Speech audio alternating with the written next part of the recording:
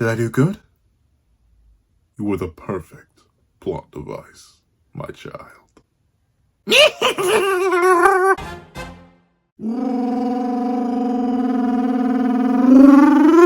What's up, guys? That was Pencil here, and here we are to talk about Yuki Tsukumo and the wasted potential of the goddess of the stars. Woo! Woo! Woo! Sorry, for a character who kind of perished like over half a year ago. Really not even. We're in the 240s. JJK's had a couple breaks, so like darn near a year ago now. A long time ago, relatively speaking, within the narrative. At least considering like how short a time span the narrative actually covers. Yeah, Yuki Tsukumo. We got a lot to talk about.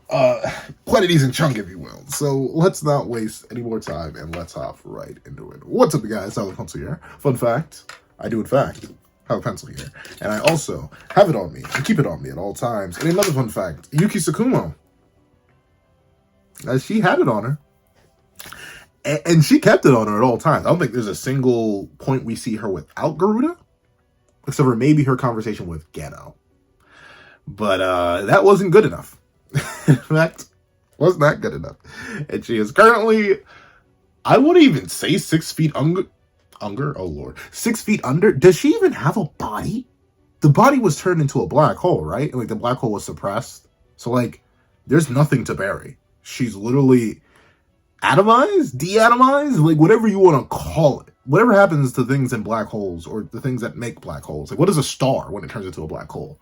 I guess it is Yuki, but then the black hole died. So, like, I guess Yuki's just cooked. But regardless, Yuki Tsukumo, the fourth and final special grade of the entire series. Notably, there were only ever 4 special grades. And realistically, at max, only 3 existed at the same time. One became a curse user, and then there were 2 for a while, then a third one popped back up, and at that time, the curse user was actually cooked, so that only left 3, and now 1 is gone with that other one, Yuki Tsukumo, and that finally just leaves Yuta Akotsu, the final surviving special grade.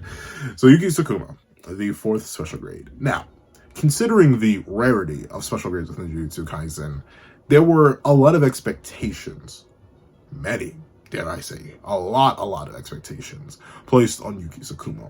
Naturally, because we had to look at her competition. Every other special grade, in one way or another, is exceptional, insane, next level as a sorcerer, and sits in a much higher echelon than pretty much the entire rest of the cast. Look at, obviously, Satoru Gojo, the strongest sorcerer of the modern day. He literally sits in a tier so far above the rest of the cast that his only competition is literally Jujutsu personified in Ryomen Sukuna, and even then, the perfection that was Ryomen Sukuna struggled quite a bit against Gojo Satoru. Look at Suguru Geto, the only individual in the entire series outside of Kenjaku who stole his body that can actually manipulate, the main enemy of the entire series, the cursed spirits, with cursed spirit manipulation, and an army in the thousands. And his body was later used to control an army of possibly millions of cursed spirits. An insane level of power, an insane powerhouse that ultimately was the main antagonist for all of JJK0.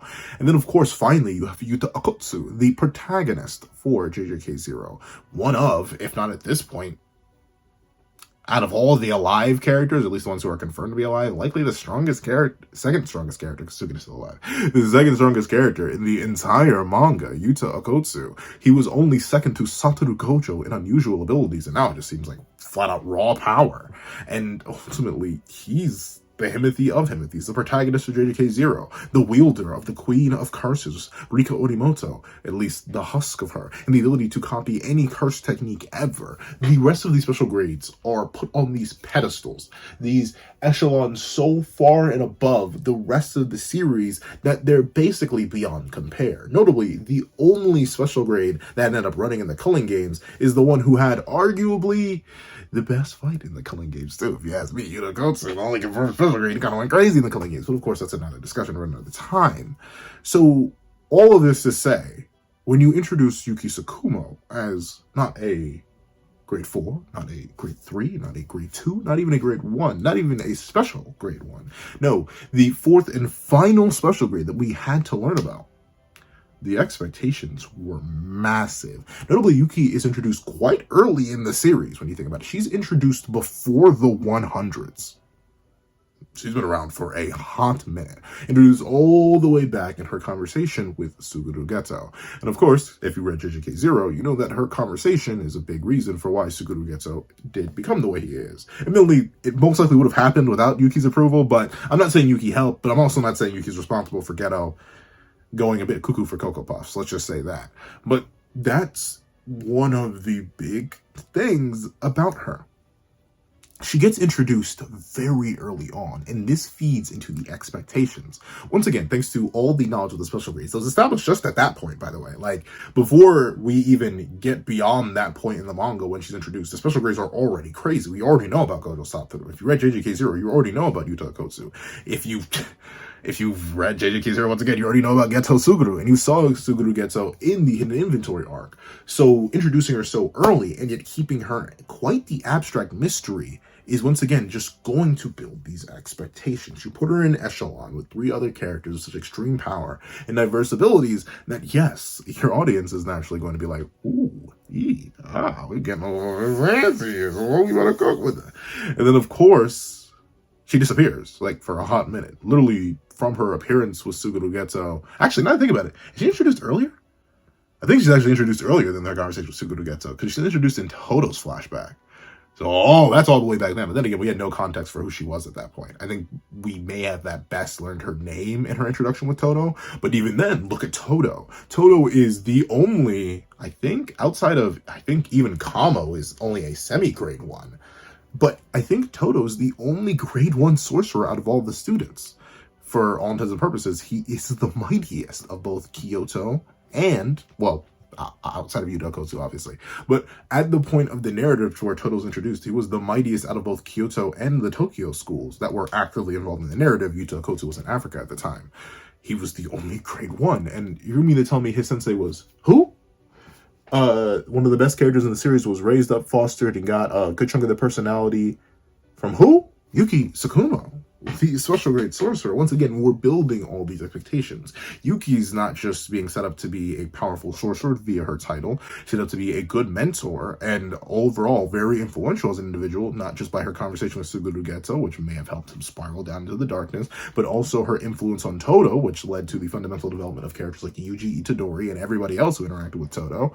But top this off with the fact that we just get nothing about her. She's like the most mysterious character in terms of modern series characters. Notably, and by modern series, I mean characters who are born in the modern time period. We knew a good chunk about Satoru Gojo by the time Yuki Tsukumo was properly introduced and had more than like a flashback panel. We knew quite a lot about Suguru Geto by the time Yuki Tsukumo was introduced. We knew a whole lot about Yuta Akotsu by the time he was, well, his reintroduction to the manga takes place later. We don't see his time skip design until quite a bit after Yuki gets her full conversation with Geto in the manga. But even, once again, if you've read JJK Zero, you know a whole lot about Yuta Akotsu, but Yuki's very consistently being flicked away, flicked to the side. And considering her rank and all of her other buildup, this is building up expectations in the reader's mind over and over and over again. Okay, she's powerful, she's mysterious, she's on the same echelon as these monsters, beasts, and demons, who inarguably on their own could run ramshot throughout the rest of the verse. Gojo Satoru could clearly run ramshot throughout the rest of the verse, especially before, Gojo versus Sukuna realized how far he may not be able to run ramshot throughout the entire rest of the verse. So, with that being the case, Yuki's getting more and more hype, more and more build-up, and then we keep going from there. The end of Shibuya, one of the most violent, crazy, next-level character sacrificial, I think, to this point. There hasn't been a more consistent string of failures and character executions than Shibuya in the series. Even with the culling games where we have big bodies being racked up, in terms of our major characters, or at least main characters who got, there's nothing like Shibuya. Kenjaku, the disaster curses, Mahito himself, they were running around causing havoc, showing their level of power, their level of influence and control over the world. And obviously the reveal of Kenjaku, or at the time as we knew him, Tsukumo, as this overwhelming powerhouse who's able to stand in league and relatively above Uraume, who's able to casually palm piercing bloods from Choso, one of the more powerful characters in the series that we've been introduced to up to that point. Kenjaku, who's able to treat Choso like a baby because he's kind of literally the father of Choso. We literally see Yuji Itadori off a 120% amp, multiple black flashes. What happens to him? He gets body bagged by Uraume and Kenjaku, both together, reduced to nothing. Our main character reduced to fodder. Everyone is going to fall to Uraume, who has decided that no, Yuji Itadori may be the only one left to live. And who comes to save the day? Who comes to save us all? Who comes to stop the conflict of these evil sorcerers and force Kenjaku to retreat? Yuki Tsukumo, the final special grade. A character who at that point we had not seen for about 30 chapters, maybe even a whole year, depending on the publication. I'm not exactly too sure. We had not seen Yuki Tsukumo in a minute and a half, to say the very least. Yet her simply spawning in, appearing, is what made Kenjaku be like, whoa, wait a minute. Let's not do this one. I'm gonna dip. This is the same Kenjaku who, when informed that, admittedly, this in retrospect is kind of sad considering what happens to Kenjaku based on what he says about this fella. But this is the same man, Kenjaku, to popping the brain cap back on and having Gojo Satoru, the strongest sorcerer of the modern day, be like, hey, yo, broski, I know you think you all good just because I'm getting put in a box, but let me remind you, that body you got right there, they got beat up by somebody. It was made nice and loose for you by somebody, and that wasn't me. I only executed it. And Kenjaku, once again, showing his level of power, building up the authority that Kenjaku has. What does he do? Oh, I see. You see, Satoru Gojo, I understand that so many people love this boy, Yuta Okotsu, but I just don't see what he has. Boundless cursed energy in quotation marks, and overall the ability to conditionously copy cursed techniques. Oh, it's alright, but it's a rather bit blasé. He could never become the next Satoru Gojo. This is Kenjaku, one of the more knowledgeable characters in the series, the man who wrote the plot of Shibuya, essentially. This man is taking our previous main character in Yuta Okotsu and being like, he's alright, but honestly, he's just not that guy. But what happens the moment Yuki Tsukumo lands on the battlefield? Appears, not only does Yuki Tsukumo just shatter all of Urume's ice constructs in an instant, saving the lives of everybody there from multiple different grade 1s, semi-grade 1s, some grade 2s, that filth panda, she should have let him get cooked. But regardless, she comes in and saves them all in an instant. And Kenjaku and Urume, a tag team that for the longest time was considered one of the strongest duos in the verse, and arguably still maybe a top 5 duo in the verse, when you think about it logistically. Like, how many duos are being Kenjaku and Urume in a 2v2? A couple, but still one of the more powerful squads. With just one appearance of Yuki Tsukumo, they're like, oh, what? We gonna back off. We're gonna, you got this one. You got this one, bucko. You got it. We gonna dip. And then they dip. So once again, Yuki Tsukumo is being built up, hyped up. No, there's one thing that Gege keeps doing with Yuki Tsukumo. Giving her titles, putting her in league with extremely powerful characters, hinting at the danger of her, having major antagonists either be born of her indirectly and or run from her indirectly and refuse to answer her one singular question. But note, he never lets her fight. Even her interference in Shibuya barely counts as a fight. I wouldn't call that Yuki Tsukumo versus Urume. I would call that Yuki Tsukumo saves the crew, and then Urume's like, whoa, let me take my hands off of this. Kenny, what are we doing? And Kenny's like, whoa, let me take my hands off of this. Let's just double body. I got other things to do. Sorry, it's not fight Yuki Tsukumo o'clock. Deuces. So, Yuki Tsukumo is getting all this hype. All this hype, super indirectly, by the way. There are other characters who end up getting a whole bunch of hype, but usually those come with battles quite quickly after they're introduced, too. Like, the only character that has a whole bunch of hype built around them that doesn't get a battle within, like, the next 50 chapters is Kashimo Hajime. And we saw what happened to him. But with that being the case, Yuki Tsukumo is just being built up more and more and more and more and more. And it doesn't even stop there. We get reintroduced to characters as powerful as Yuta Okotsu. We get introduced to characters as well, not introduced, but characters such as Choso switch sides and join our main cast and crew. We have fully healed demon god Yuji. We have so many of these powerful characters. The child of the Zen and Maki, who ends up turning into one of the more powerful characters in the series, and had the potential to do that all along. What happens? They go to Tengen. And Tengen's like, hey, I ain't gonna lie to y'all. Kenny, he's most likely going to come for me. And I'll be real with you. Your boys, or your gals are not too defensive like that. He will come and slurp me right on up. I need 2 bodyguards. And who is one of the 2 bodyguards of arguably the most pivotal point? Notably, the Culling Games was a threat, but the main reason the Culling Games was so heavily engaged in so quickly was because, one, they needed to try and save Satoru Gojo, but mainly because Megumi Fushiguro wanted to save his sister, Samuki. So, realistically speaking, Tengen was an infinitely more important choke point.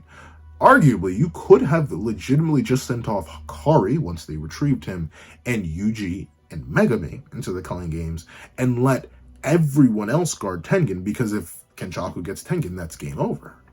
But who is left to guard Tengen? Who chooses and who's approved to stay and stand guard? Yuki Tsukumo and Choso. Those 2 are left to be the final bastion of defense against Kenjaku. So once again, all of this hype is being built up into Yuki. She's meant to be the wall. And we've already seen that Kenjaku is of special grade caliber. He's literally possessing the body of a special grade. We've seen by this point in the manga that Choso, he's not like that for real, at least not against special grades. Kenny slams him, Yuta casually one-taps him after his battle with Naoya. Choso, while extremely powerful to grade 1, is just clearly not that guy. So when her, and I mean Tengen, request for bodyguards, and it's Choso and Yuki, all the onus is really on Yuki to be the powerhouse, to be the true defender, to be the true wall. For example, let's just compare Yuki as this sword. Powerful, beautiful, intricate, and mysterious in its abilities and meaning. And Choso, I mean, he's red, and you can use him for some things, but in this case, the pen would not be muddier than the sword. Obviously, Yuki Tsukumo is set up to be that caliber, the final special grade. No knowledge of her abilities, 0 battles up to this point, but overall, some of the best hype and build-up over the longest time period in the series. Yuki Tsukumo, clearly like that. So, when I tell you that I was excited, so excited to see Yuki Tsukumo finally do battle. I was waiting for it, especially considering the kind of setup that was going to happen. Though admittedly, the reason that I am sad, but not too sad, at Yuki Tsukumo and her fate is because something rung in my head. The moment it was set up, because obviously, if Yuki was not going to engage in the Culling Games, then she was going to have to fight somebody eventually. She's the final special grade. She was going to have to fight Kenjaku. And now, don't get me wrong, like I said, as a part of her build-up, Kenjaku straight up ran away. Kenjaku, who had what? Maybe a short scuffle with Mei at most throughout that entire encounter, and had a little conversation with Gojo. Kenny's revealed to have insane stamina. I don't think he was all too tired from that. And I guess he had a little itty-bitty scuffle with his baby boy Yuji, but like other than that, not really a scuffle. He takes no L. And he catches Miwa's sword and accidentally makes her make a binding vow that makes her even more useless than she already was within the power scaling scene. So, Yuki caused Kenjaku to run.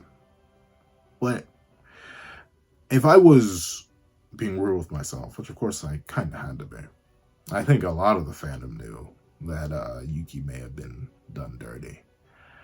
It's because looking at it on a sheer scale thing, whether you believe Kenjaku was the main antagonist or not, Yuki Tsukumo beating Kenjaku.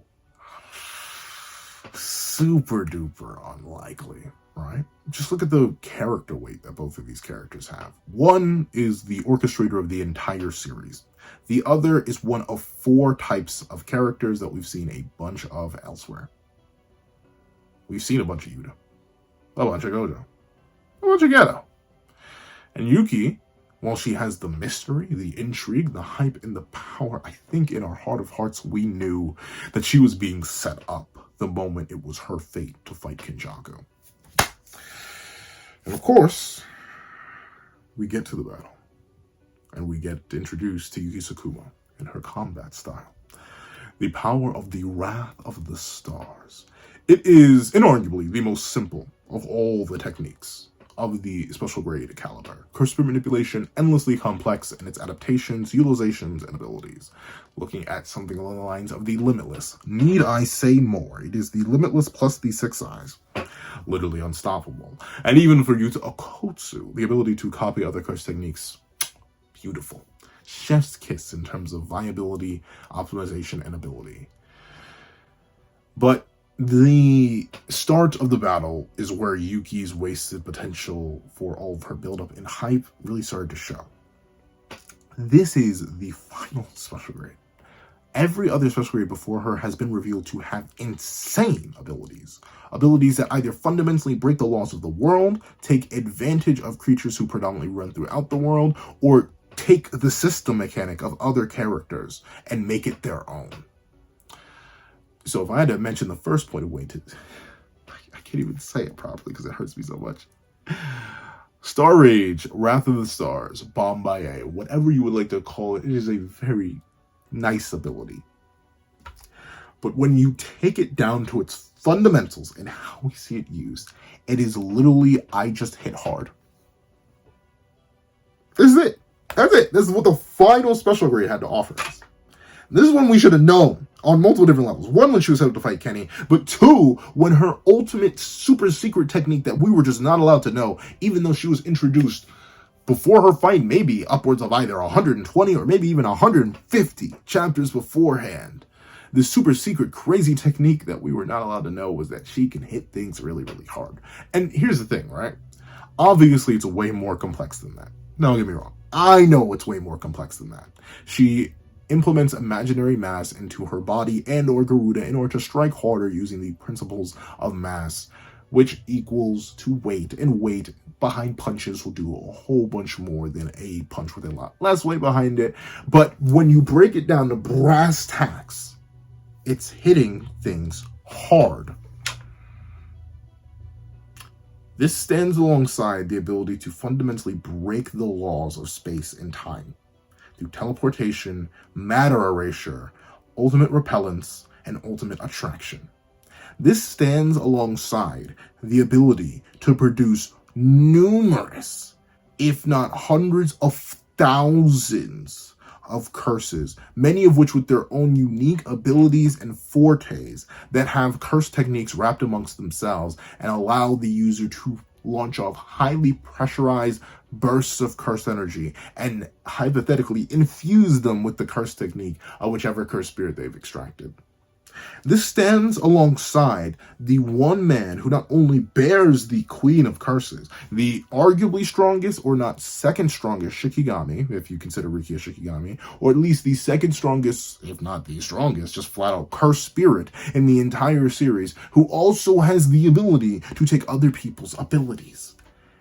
And you mean to tell me the final special grades perk and unique strat that we were not allowed to see for over 100 chapters was that they hit real good. They hit really, really hard. At least in my opinion, that's a waste of potential point number 1. You could, now notably, I'm not exactly going to say that Bombaye is an awful technique, even a bad technique. I would even say it's a little bit better than mid, but in comparison to its contemporaries, it could have literally been anything. If you were going to give her something, though admittedly I understand why Gege didn't directly do this because of Satoru Gojo already manipulating space, give her the ability to, I don't know, produce dark matter or gravity or something of the sort. Do something more creative than just she hits real hard, real good. Please. I beg. But it's too late. The potential's gone. We spent all that build-up wondering what her curse technique was. I still remember theories coming out about what Yuki Tsukumo's curse technique was, all before it was revealed, only for it to be revealed to be practically nothing. Or at least nothing of the scale of her fellow special grades. It was all out the window. All that build-up, all that hype, all the potential, gone. Removed the moment she punched really, really hard and snitched on her technique. Okay. Fine. We can rock with that. You know, not everyone has to be special grade, even if they are special grade. Maybe Yuki Tsukumo can solo a country with just Garuda and some hopes and dreams. Unlike, Suguru Geto, who could, drop a whole cursed army, or Satoru Gojo, who literally can't be hit, or Yuta Kotsu, who has copied who knows what. Mainly just cursed speech and could tell every single human that would ever try to attack him to immediately perish. Yeah, hitting pretty darn hard. That's good enough. But then the next point of wasted potential. Yuki Tsukumo is pretty inarguably one of the most mysterious characters in the entire series for the longest time. And ironically, she still kind of is. We get very little character exploration for Yuki. We know that she wants to remove cursed energy and ultimately make the world a better place and make more tojis. Why though? Why? What's your backstory? Can you tell me? I don't know. Let me take a sip. Let me think.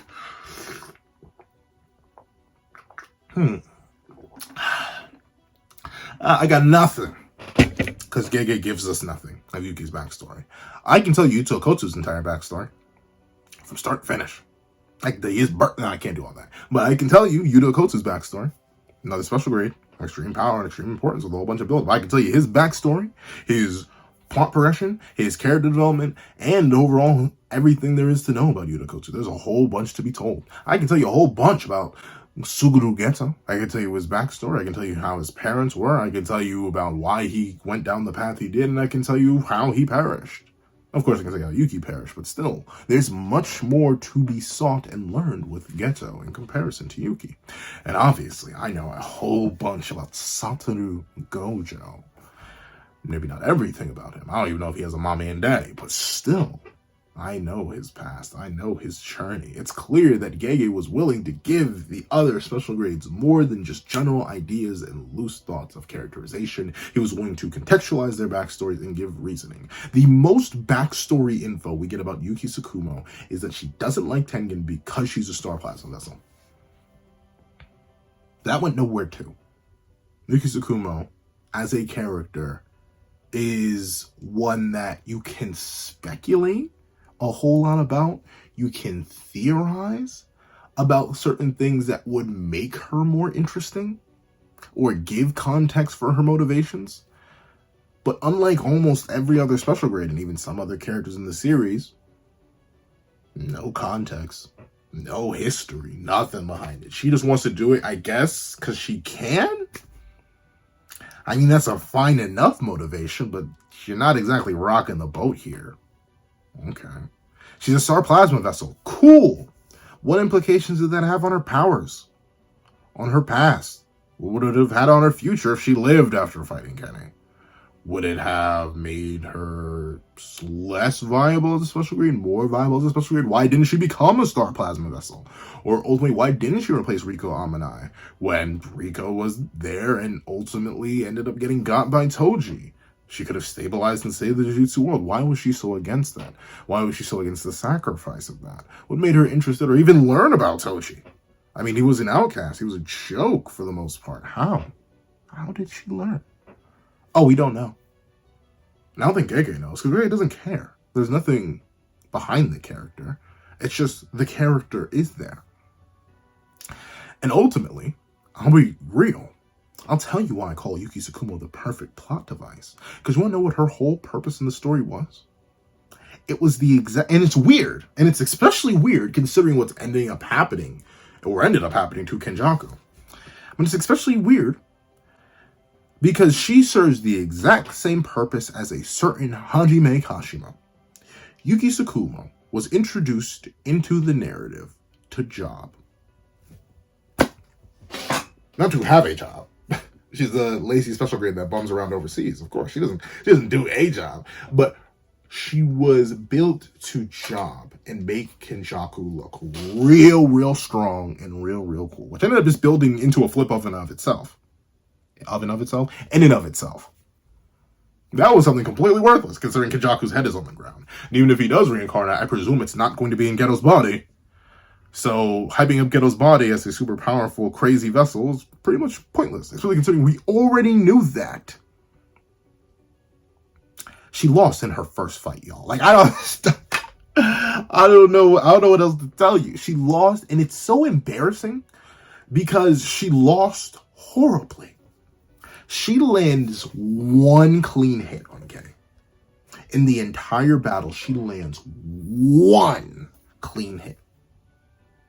Everything else is either not landed cleanly, is blocked while he's weighed down by Garuda, and or it's his son piercing blood in his dome piece while he's off guard. And even then he reacts to that from a point blank rage. What did Yuki accomplish within herself? Obviously, I still agree that Yuki's very important, right? Like, I don't think Yuki can be removed from the narrative. You just can't, because certain weird things don't happen. Todo does not exist in the way he does, and Yuki does not get the development he does in time without Yuki Tsukumo's involvement. I'm thinking that Yuki Tsukumo's little book that she was given, or just magically had, I guess, about the soul, was given to Itadori, and it's going to be a fundamental reason why he's able to succeed in the way he did because of the soul book. That's very important. Presumably, if she does not exist at the end of Shibuya, everybody dies except for Itadori. And sure, maybe that would be the better timeline, because then we don't have Panda. So honestly, never mind. We should remove Yuki Tsukumo right from there. But still, that's the thing. And it's so weird, right? She is the perfect plot device because there's nothing really that much deeper. She has interesting ideas, don't get me wrong, but there's never any contextualization given for those ideas. Her ability is cool in of itself, but it's not cool in comparison to what her contemporaries have and what makes them so special and unique and cool and crazy and buku bonkers. Her personality is fun. It's cool enough. I love the lighthearted nature. I love the playful ribbing. I love the honesty about the character, but ultimately, there's just nothing I can dig into. All that was being hinted at, all that was being dropped, all that was being drizzled all over her buildup led to either things that were underwhelming, like her technique, or just led to nothing, like her being the Star Plasma Vessel, or led to nothing, like her being so strong that she can maybe challenge Kenjaku, and she challenges him by landing one clean hit when he's off guard because she body bagged his curse that he didn't realize she could do in one shot, and then she lands one good hit on him and doesn't even remove his dome. There's nothing. There's nothing. She accomplishes genuinely nothing within combat. But you know what she does accomplish? But the crazy thing is, I mentioned it already, but I'll mention it again. She's perfect for other characters. Like I said, you can't remove her. You just can't. You can't remove her. But notice that Yuki just acts as a springboard for other characters. Look at Todo. Todo would be a fundamentally different man without Yuki. And sure, he hasn't appeared in over 100 chapters, but still, it's true. He would have been a fundamentally different man without Yuki Tsukumo. Simple as that. Look at Geto. Once again, it's very likely Geto would have eventually stumbled down his path regardless of what Yuki said to him in that moment. I just think Yuki may have accelerated the thought process a little bit. And ultimately, who knows? Maybe Geto would have gotten worse. Maybe Geto would have gotten better. Maybe Yuki ended up doing the right thing in the long run, or maybe she did the wrong thing in the long run. But once again, she's fantastic in service to Geto's character and arc going forward. She's fantastic as something that can be used to save the cast in dire straits at the end of Shibuya. All fantastic for Itadori, that filth, for Kusakabe and crew. Like, obviously, fantastic for all that. Heck, She's even fantastic for Choso. And Choso's whole story about self-understanding, self-respect, self-development, and overall understanding one's place in the world. She's fantastic for other characters. But it feels like Gege never takes the time to let other characters be good for her. Never takes the time to make her feel like a special grade. You could tell me, and I say this sadly, you could tell me about Star Rage, and I'd say, wow, that sounds really, really good. Sounds like it could be a high grade 1 technique. Being real, I think projection sorcery kind of goes crazier than Star Rage ever could. Blood manipulation kind of feels a little bit more unique. The 10 bombs technique plus Maharaga, that seems pretty darn good. But just being able to hit people hard, just being used for other characters in their development, overall not getting the same respect, the echelon, the caliber of her fellow contemporaries at special grades, and losing in her first fight. It's all just sad, in my opinion. And here's the thing, right? The reason I specifically call this wasted potential is because there could have been so much more. There could have been so much more on top of all this to make this cool. Make it work. Why not? For example, right? Because I don't want to just say things and not give my own opinions. Why not give her a fight before her battle with Kenjaku? Once again, the only reason we think it's so impressive that Kenjaku was able to beat Yuki is because Yuki is a special grade, and we have comparisons to other special grades, and we know how they stand in regards to the rest of the world. But Yuki Tsukumo herself is kind of featless. Literally. Like what? One hit on Kenjaku. That's the one punch she lands in the entire series. So why not give her a battle with someone beforehand? Why don't you set up their power? Why don't you let those characters do some work for Yuki instead of Yuki just doing all the work for other characters? You could do that pre-culling games. You could do that during culling games. You could have something where Yuki Tsukumo's actually important. Gets a dub. Gets to do things off of other characters instead of let everyone do it for her. Well, no. Have her do it for everyone else. You could have done so much for the Star Plasma Vessel plotline. Go deep in depth on why she didn't do it.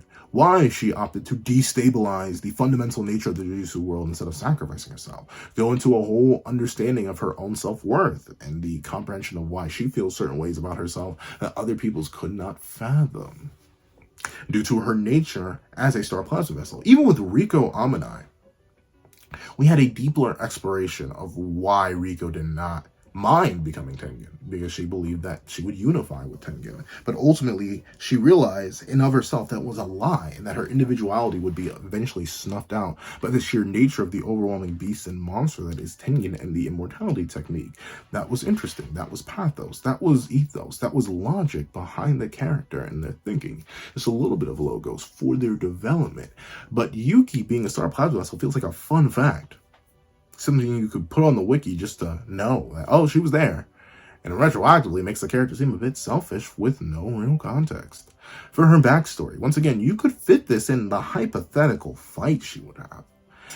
You could fit this in a hypothetical Culling Games arc. You could fit this hypothetically anywhere. You could kind of just throw it in. It doesn't have to be much. Once again, I'm not saying you need to have every character have a super crazy tragic backstory. Give reason. Give an origin. Give this named character a reason for being. Just by doing that alone, she'll shoot up in the ranks a whole lot. And the final part that hurts me the most, it's the technique. Now, I'm not exactly opposed to... How do I put this? I'm not exactly opposed to simple techniques.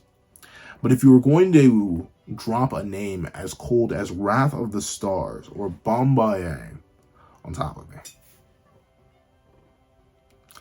you could at least make it look cool. Have her literally be able to manipulate stars or nuclear fission or something of the sort. Make it so that she can still hit hard, of course. She can still imbue Garuda with these nuclear reactions or anything of the sort, these consistent detonations. But you don't just have her, for lack of a better term, punch things hard. You give in to the idea of the Wrath of the Stars, that she could manipulate them, that she could bend them. Heck, I wouldn't even mind like an Infinity War style scene where she grips her fist and tears something out of the sun and sends it hurtling through space to launch at somebody. It makes absolutely no sense. It would take forever unless her rock was like massively FTL. But still, it's a shame. It really is. That Yuki Tsukumo, with all this buildup, all this anticipation, all of this, did nothing but supported the characters, had a rather lackluster technique, lost her only battle the entire series, and the saddest thing, you wanna know the real saddest thing? Saddest thing above all else, not a single person mourned her. Not a single person. And you wanna know why? Because no one knew Yuki. That's why I say she's the perfect plot device. No one knew Yuki. She wasn't a person for all intents and purposes.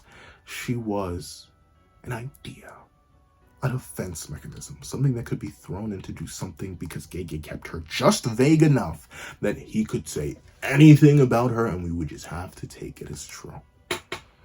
Even Choso, the only other person other than Toto who had disappeared for a long time in the narrative by the time of Yuki's death, even Choso doesn't properly acknowledge it. He's like, oh, yeah, by the way, Itadori, here's the soul book that Yuki wrote. Nothing about the feelings of loss that he now experiences, losing the one person who respected him and helped him develop and saved him as a person, both mentally and physically. None of that. No burial. Though there would be no burial. No gravestone, no nothing. Because she's that irrelevant. The fourth special grade. The longest lived one and the most mysterious in the entire series. No more than a footnote in the story of Jujutsu Kaisen. And that's sad, because I wanted so much more from the goddess of the stars. However, that's what I think.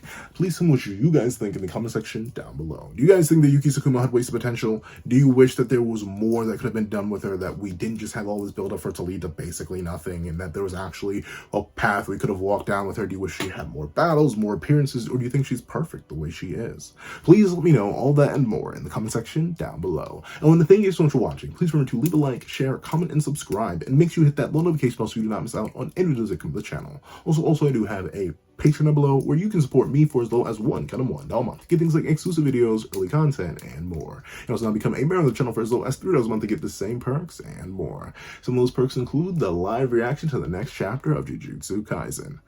And if you made it all the way to the end of this video, even past the end of the outro, please leave the empty void.